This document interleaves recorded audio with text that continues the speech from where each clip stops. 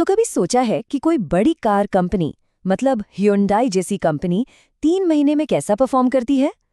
आज हम Hyundai motor India के हाल के नतीजों को ही देखने वाले हैं। समझेंगे कि उनकी ग्रोथ के पीछे क्या है और कौन सी मुश्किलें उनके सामने खड़ी हैं। तो देखिए, सबसे बड़ी और पहली खबर, ह्यूंडई के रेवेन्यू में 8% की जबरदस्त बढ़ोतरी हुई है। अब ये सिर्फ एक नंबर नहीं है, ये इस बात का इशारा है कि कंपनी सही गियर में है और तेजी से आगे बढ़ रही है। चलिए अब जरा इन नंबर्स के अंदर घुसते हैं और देखते हैं कि असली कहानी क्या है। हम शुरुआत करेंगे टॉप लाइन रिजल्ट से, जो ऊपर से देखने में तो काफी शानदार लग रहे हैं। इस तिमाही में हुंडई इंडिया ने अपने कामकाज से लगभग 18,000 करोड़ रुपए का रेवेन्यू कमाया है। ये एक बहुत बड़ा आंकड़ा है जो मार्केट में उनकी मजबूत पकड़ को साफ साफ दिखाता है। और बात सिर्फ कमाई तक ही नहीं रुकती, उनका जो नेट प्रॉफिट है, मतलब कि शुद्ध मुनाफा, उसमें भी शानदार उछाल आया है। ये 1200 करोड़ रुपए के पार चला गया है। सच में काफी प्रभावशाली है। अब जरा इस स्लाइड पर एक नजर डालिए। रेवेन्यू, प्रॉफिट, कमाई सब कुछ ऊपर की तरफ जा रहा है, सब हरे निशान में है। ये किसी भी कंपनी के लिए एक मजबूत हेल्थ रिपोर्ट कार्ड जैसा है, एक बड़ा ग्रीन फ्लैग जो बता रहा है कि बिजनेस की सेहत अच्छी है। लेकिन जैसा हर अच्छी कहानी में होता है, यहाँ भी एक छोटा सा ट्विस्ट है। ये जो ग्रोथ हम देख रहे हैं, ये आ कहाँ से रही है?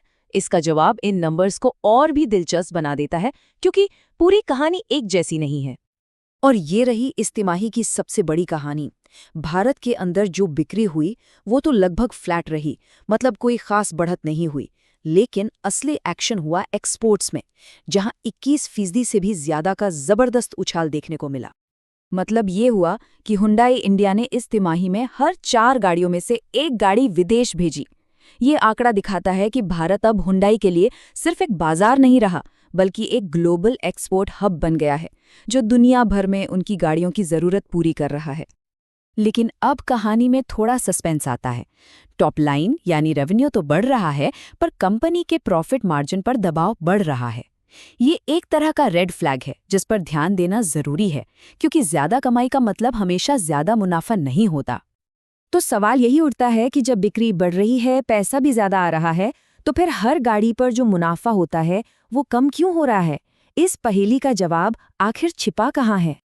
देखिए, जवाब छिपा है बढ़ती हुई लागत में। इसे ऐसे समझिए जैसे आपने एक बहुत बड़ा नया घर खरीद लिया है, लेकिन उसकी पूरी कीमत वसूलने के लिए आपको और ज्यादा कमाना होगा। ऊपर से आप एडवर्टाइजिंग पर भी पहले से ज्यादा खर्च कर रहे हैं। ह्यूंडई के साथ भी कुछ ऐसा ही हो रहा है। और ये सिर्फ हमारा कोई अंदाजा नहीं है। कंपनी के मैनेजमेंट ने खुद ये बात मानी है कि पुणे की जो नई फैक्ट्री है और चेन्नई प्लांट की जो बढ़ी हुई लागत है, उसे वसूलने के लिए उन्हें और ज्यादा गाड़ियां बेचनी पड़ेंगी। उनके लिए वॉल्यूम बढ़ाना ही इसका इलाज है। तो इन चुनौतियों के बीच ह्यूंडई का आगे का गेम प्लान क्या है?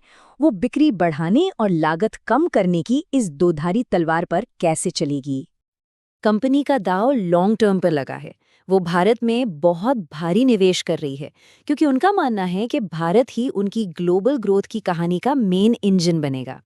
उनका प्लान एकदम साफ है, 3 हिस्सों में। पहला, एसयूवीज पर फोकस करो क्योंकि मार्केट में वही बिक रही हैं। दूसरा, एक के बाद एक नए मॉडल्स लॉन्च करके बाजार में बज़ बनाए रखो। और तीसरा, लागत पर कंट्रोल करो ताकि लंबी रेस में अच्छा खासा मुनाफा कमाया जा सके।